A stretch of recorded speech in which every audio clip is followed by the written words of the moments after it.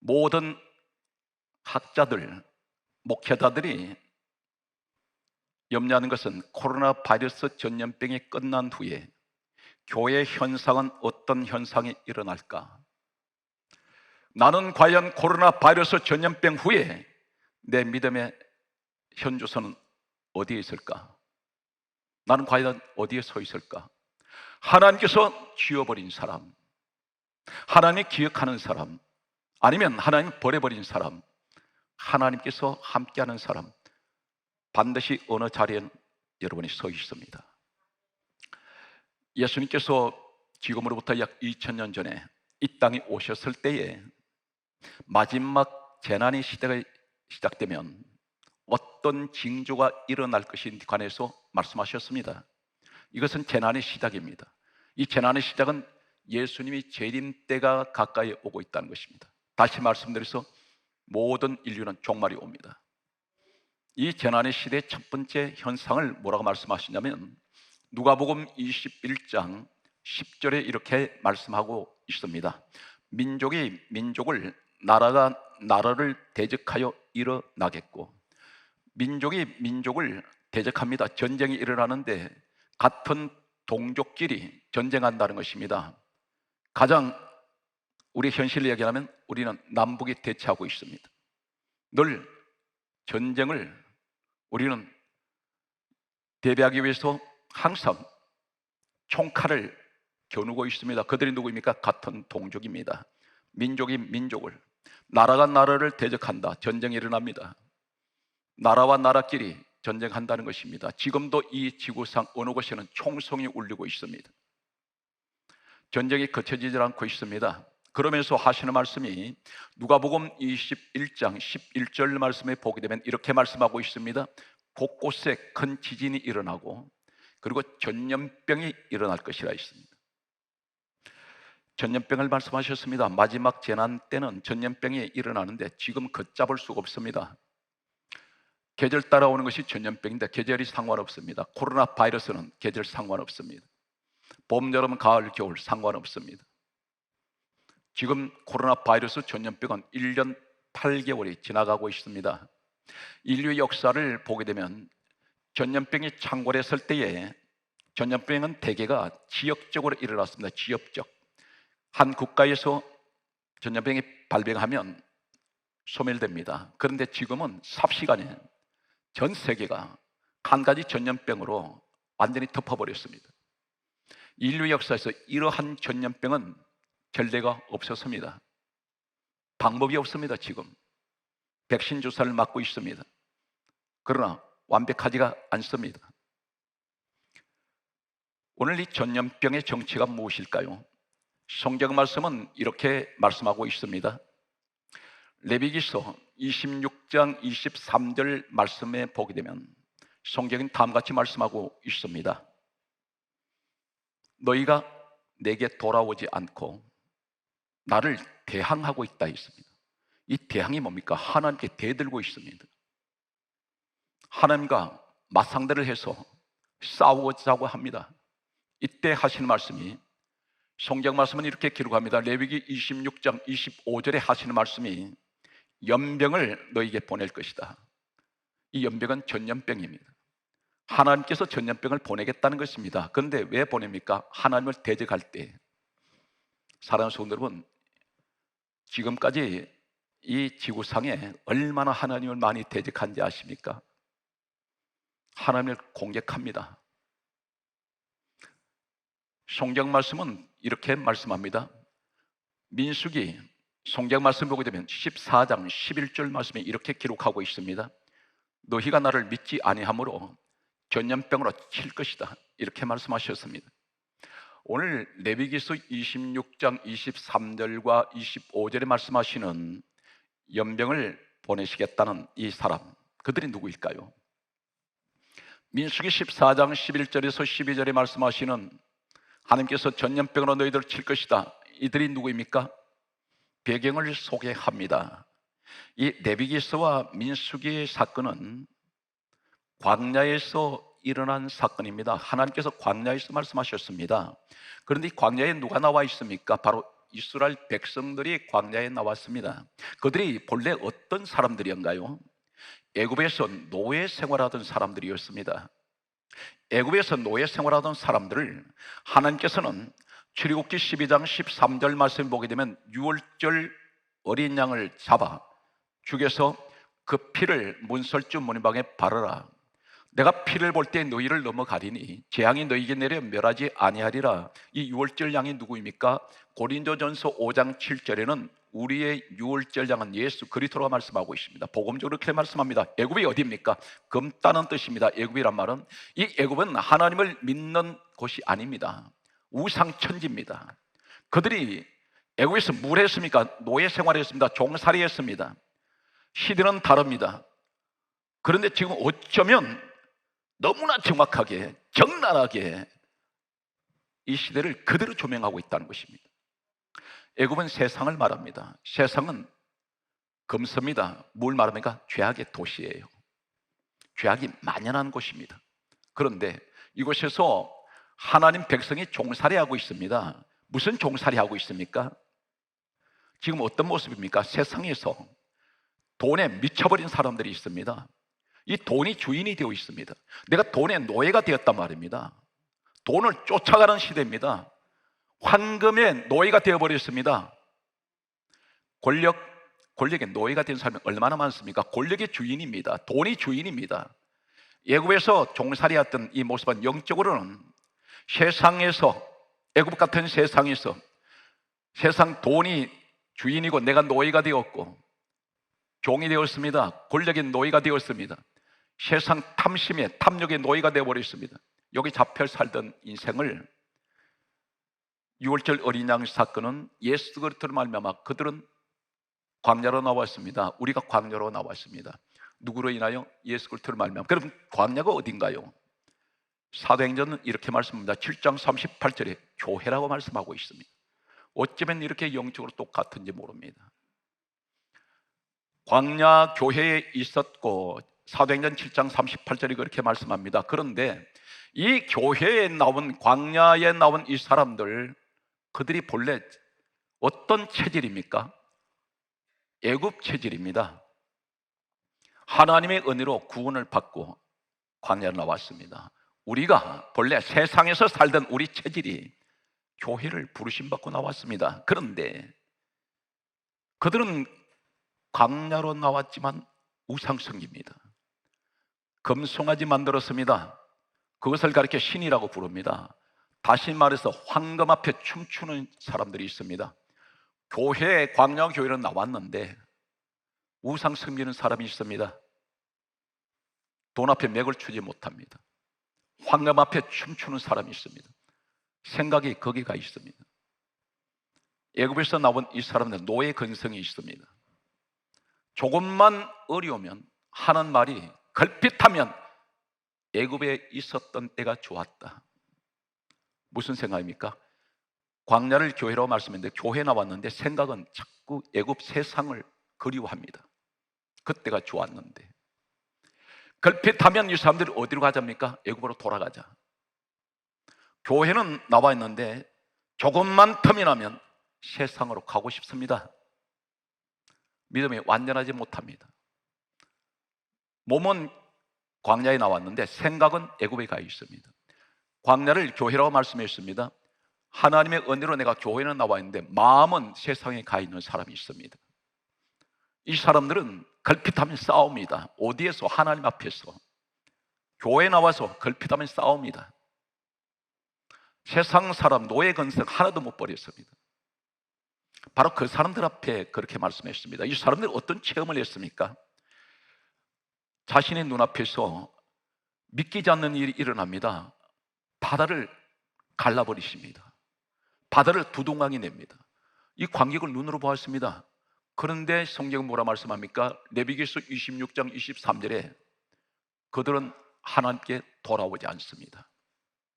광야는 나왔는데. 그리고 뭐랍니까? 하나님을 대항을 합니다. 감사라는 소리는 한마디도 들리지 않습니다. 이 사람들 변화받지 못한 사람들입니다. 교회 안에 변화받지 못한 사람 많습니다. 계속 사건은 어떻게 전개됩니까? 이 사람들이 하나님 앞에 하나님께서 그렇게 말씀하셨습니다. 그들은 몸뚱아리는 교회에 나와 있지만, 몸뚱아리는 광야에 나와 있지만 나에게 돌아오지 않는 사람들이다. 그리고 나를 대항하는 자들이다. 그리고 성경 말씀하기를 민수기 14장 11절 이하에 하신 말씀이 그들은 나를 믿지 않는 자들이다. 그래서 내가 그들에게 연병을 보낼 것이고 전염병으로 칠 것이다. 그렇게 말씀하셨습니다. 성경 말씀은 이렇게 또 전개됩니다. 민수기 16장 46절 말씀을 보게 되면 여호와께서 진노하심으로 연병이 시작되었습니다. 지금 코로나 바이러스 전염병이 시작되었습니다. 민수기 26장 1절을 소개합니다. 연병 후에 전염병이 끝났습니다. 하나님께서 말씀합니다. 연병 후에 하시는 말씀이 남은 자들을 계산해라. 남은 자들을 세어보아라. 코로나 바이러스 전염병 후에 교회에 남아있는 사람들을 세어보아라. 몇 명이 남았는지 계산해보아라. 왜 하나님께서 이렇게 말씀할까요? 반드시 코로나 바이러스 전염병 후에 많은 사람들은 교회를 떠날 것입니다. 왜 하나님께서 전염병 후에 남은 자들을 계수하라, 세어보아라 말씀할까요? 성경을 귀담아 들으십시오. 놓치지 마십시오. 민수기 26장 3절에 이렇게 말씀합니다. 하나님께서 전염병 후에 남은 자를 세어보라고 말씀하신 이 장소가 어디입니까? 성경 말씀은 이렇게 기록합니다. 민수기 26장 3절에 모압 평지에서, 모압 평지를 기억하십시오. 모압 평지에서 이 말씀하셨습니다.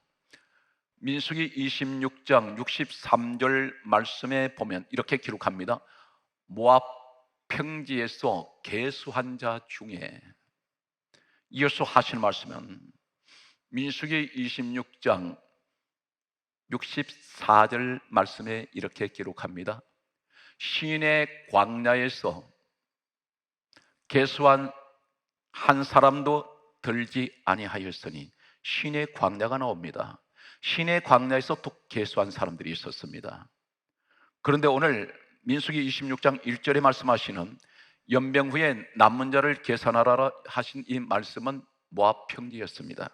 그렇다면 시내 광야에서 또 하나님께서 세어보신 사람들이 있었습니다.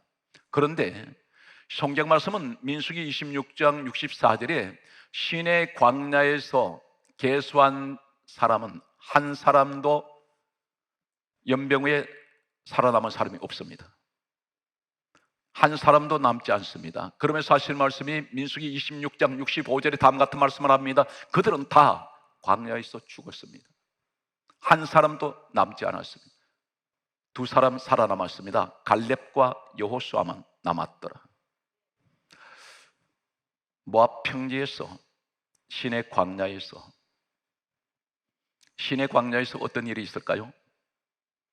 성경은 거슬러 올라갑니다. 민수기 1장 1절에 보게 되면 시내 광야에서 하신 말씀이 있습니다. 여기에 시내 광야에서 인구 조사를 했는데 이때가 전염병이 있기 전입니다. 그런데 연병이 있기 전에 민수기 1장 1절에 시내 광야에서 몇 명이 있었느냐면 민수기 2장 32절 말씀에 오게 되면 60만 3,550명이 있었습니다. 다 죽어버렸습니다. 이들이 누구인가요? 바로 연병이 있고 난 뒤에 계수한 사람들이 아닌 제외된 이 사람들 다 죽었습니다. 그들이 누구냐면 바로 애굽에서 나온 사람들이었습니다. 이들이 누구인가요? 하나님 부르심 받고 나와서 금송아지 만들어 놓고 춤추던 사람들 다 사라졌습니다. 이들이 누구입니까? 걸핏하면 애굽으로 돌아가자, 교회는 나와 앉아 있어도 언젠가는 틈만 나면 세상으로 나가버리는 사람들이 있단 말입니다. 오늘 이 시대에 그런 사람들이라는 것입니다. 이 사람들이 전염병이 끝났을 때 다 사라져 버렸습니다. 이 시대가 그대로입니다.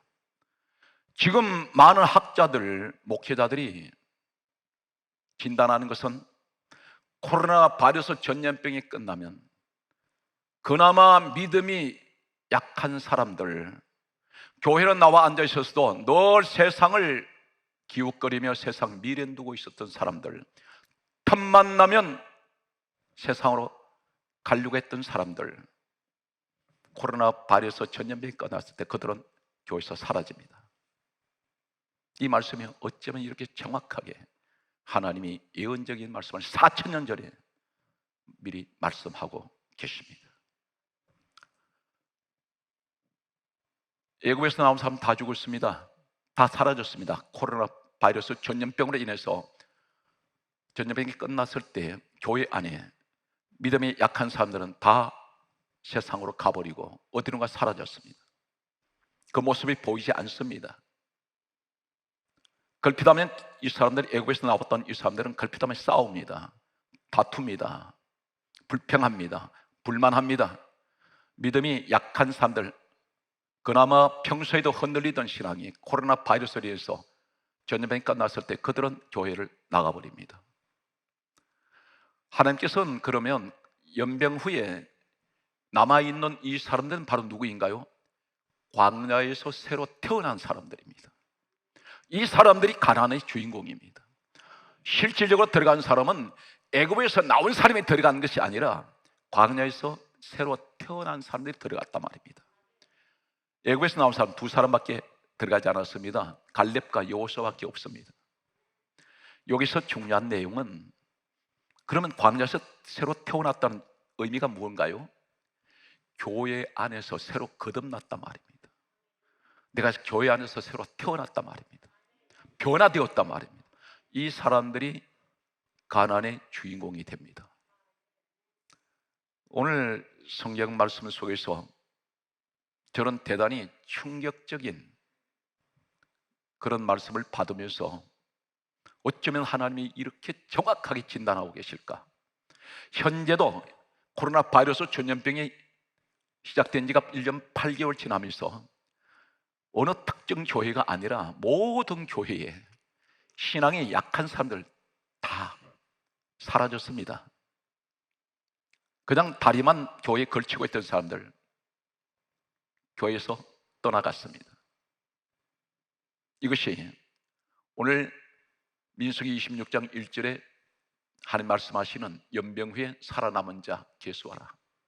여기에는 우상 앞에 절하던 사람들, 춤추던 사람들, 애굽으로 돌아가자고 말했던 사람들 한 사람도 없습니다.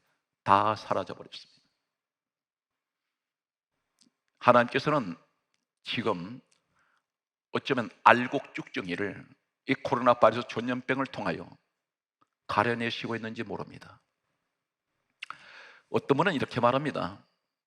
내가 교회 안 나가고 예수 안 믿으면 하나님이 큰 손해 보실 것 같이 생각하는 사람이 있습니다. 엄청난 착각이고 오해입니다. 하나님 손해 볼 일이 하나도 없습니다. 그러나 하나님은 죄인을 얼마나 사랑하시는지, 한 분밖에 없는 독생자 예수님을 이 땅에 보내셔서 죄인을 구원하시기 위해서 십자가에까지 매달게 하셨습니다. 그렇게 사랑하셨지만 내가 계속해서 변화되지 않을 때 어떤 모습이 될까요? 천국은 숫자를 채우는 곳이 아닙니다. 기도원 시대를 한 가지만 소개합니다. 기도원 시대 때 32,000명이 모였습니다. 하나님 뭐라 말씀합니까? 숫자가 너무 많으니 돌려보내라. 22,000명을 아웃시켜버립니다. 돌려보냈습니다. 10,000명 남았습니다. 하나님 뭐라 그랬어요? 10,000명도 많다. 추려냅니다. 몇 명 남았습니까? 300명 남았습니다. 그래서 기도원 용사 300명으로 전쟁에서 이기게 하십니다.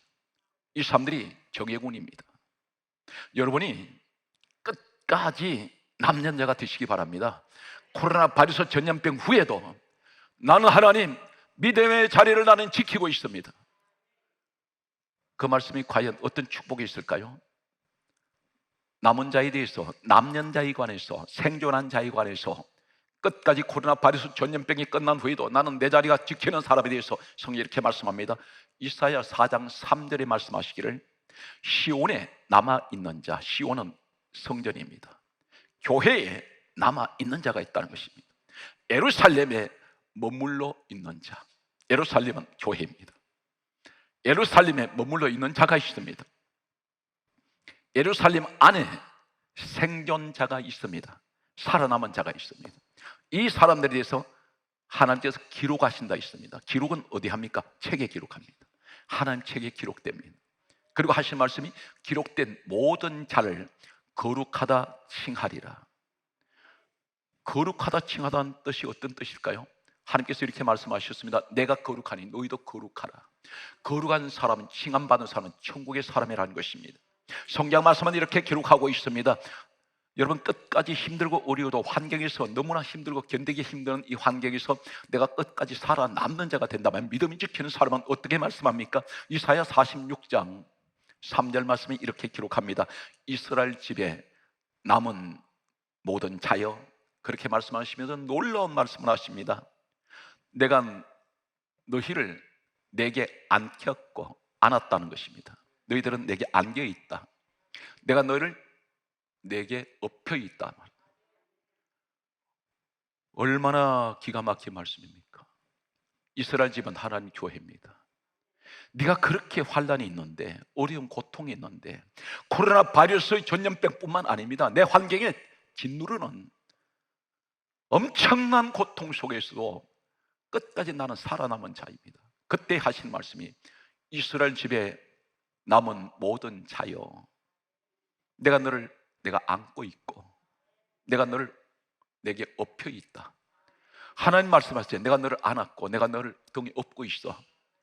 그만큼 사랑하신다는 것입니다. 안고 있다는 것은 보호하십니다. 하나님이 이 남은 자의 축복을 말씀합니다. 얼마나 힘드십니까? 이루 말할 손꼽을 수 없을 만큼 힘듭니다. 몸은 아픕니다. 마음도 아픕니다. 생활도 힘듭니다. 신앙생활마저 힘듭니다. 기도조차 제대로 할 수 없는, 자유가 없어졌습니다. 이런 억압된 환경에서 그래도 끝까지 주님만 바라보고 남은 자가 되었습니다. 그때 하나님 말씀에서 내가 너를 안고 있고 내가 너를 업고 있어. 그러면서 성경 강조합니다. 이사야 46장 4절에 뭐라고 말씀하십니까? 이렇게 말씀합니다. 내가 너를 노년에 이르기까지 그리하겠고, 이 노년이 뭡니까? 네가 늙을 때까지 내가 너를 안고 있고 업고 있을 것이야. 그러면서 하시는 말씀이 이사야 46장 4절에 이렇게 말씀합니다. 백발이 되기까지 내가 너를 품을 것이야. 품는다는 말씀이 뭡니까? 암탉이 알을 품고 있듯이 나는 너를 내가 품고 있을 거야. 아무도 너 못 건드린다. 너는 남은 자이기 때문에 네가 바로 불쏘시개야. 네가 섬기는 교회에 네가 작은 씨앗이잖아. 네가 없어져 버리면 씨앗이 없어지기 때문에, 불씨가 없어지기 때문에 나는 너를 항상 귀하게 여길 수밖에 없고 내가 너를 감사 않을 거야. 오늘 사랑하는 성도들은 이 시대에 남는 자가 되십시오. 코로나 바이러스 전염병이 끝나도 하나님, 내 믿음 내가 지키고 나는 항상 그 자리 그들이 있습니다. 오늘 성경 말씀은 이렇게 기록하고 있습니다. 이사야 46장 4절은 다음같이 말씀하고 있습니다. 하시는 말씀이 내가 너를 지었은즉 내가 너를 업을 것이요 내가 너를 품고 구하여 내리라. 오늘 여러분이 그 주인공입니다. 이 시간 예배를 드리기 위해서 비대면으로, 대면 예배로 앉아있는 여러분들, 하나님께서는 여러분이 바로 마지막 시대에 희망이 있어요. 여러분이 없어져 버리면 이 나라의 교회는 사라집니다. 오늘 성경 말씀은 이렇게 기록하고 있습니다. 그러므로 우리에게 하신 말씀은 요한복음 말씀을 보면 이렇게 기록합니다. 예수님이 12제자를 왜 그렇게, 이 사람들 허물이 많은데 이 사람들을 끝까지 이 사람들을 서시고 이 12명을 통해서 지금 전 세계가 수십억이 인구가 예수를 믿게 한 이 장본인들 12명에서 출발되는 이 사람들은 어떻게 해서 이런 축복을 받았을까? 성경 말씀은 이렇게 기록하고 있습니다. 요한복음 6장 66절 말씀 보게 되면 예수님께서 오병이어 사건을 행하신 후에 이 오병의 사건은 물고기 2마리 보리떡 5개를 가지고 5천 명이 먹고 12바구니 차게 넘치게 거두은 현장입니다. 예수님을 수많은 무리들이 따랐습니다. 그런데 요한복음 6장 63절에 보게 되면 특별히 66절에 이렇게 기록하고 있습니다. 많은 사람이 예수님을 떠나가고 다시는 그와 함께 다니지 아니하더라. 예수님을 따르던 사람들이 다 떠났습니다. 얼마나 떠났을까요? 요한복음 6장 67절에 보면 예수님 12제자만 남았습니다. 5천 명이라고 하는 이 사람들 어디로 가버렸습니까? 다 갔습니다. 왜 갔을까요? 예수님을 따라다니다 보니 마음에 들지 않는 부분이 있습니다. 자기 생각대로 맞지가 않습니다. 교회를 말씀합니다. 요한복음 2장 21절에 성전은 주님 몸입니다. 교회에 내가 나와봤더니 마음에 들지 않습니다. 내 생각에 맞지가 않습니다. 이 사람들은 예수님을 떠나가 버렸습니다. 교회를 떠나가는 사람들이 있습니다. 왜 그렇습니까? 마음에 맞지 않는다고. 예수님마저도 따르던 사람들이 한두 명이 아닌 수천 명이 다 떠나버린 이 현장이 바로 교회의 모습이라는 것입니다. 이때 예수님이 이렇게 말씀합니다. 요한복음 6장 67절에 하신 말씀이 12제자에게 말씀합니다. 너희도 가려느냐 물으셨습니다. 이때에 그 베드로가 이렇게 말합니다. 요한복음 6장 68절에 영생의 말씀이 주께 있사오니 우리가 누구에게로 가버릴까? 사랑하는 성도 여러분, 교회가 내 마음에 들지 않을 때가 있습니다. 여러분, 가정이 내 마음에 듭니까? 내 가족이 내 마음에 만족합니까? 자기 자신도 자기 자신에서 만족하지 못하는 시대입니다. 이 세상은 어느 곳에도 어느 누구를 만나도 나를 만족하게 해줄 수 있는 사람은 없습니다. 교회가 내게 만족하지 않는다고 해서 조금만 허물이 보면 교회를 나가버립니다. 그러나 가장 중요한 것은, 교회에 가장 중요한 것은 영생의 말씀이 있다면 그 자리에 계십시오. 베드로 12명 제자 이렇게 해서 서셨습니다. 그들은 끝까지 남은 자입니다. 고린도전서 15장 58절에 따라하시겠습니다. 견실하며 거기에서 흔들리지 말고 항상 주의 일에 더욱 힘쓰는 자들이 되라.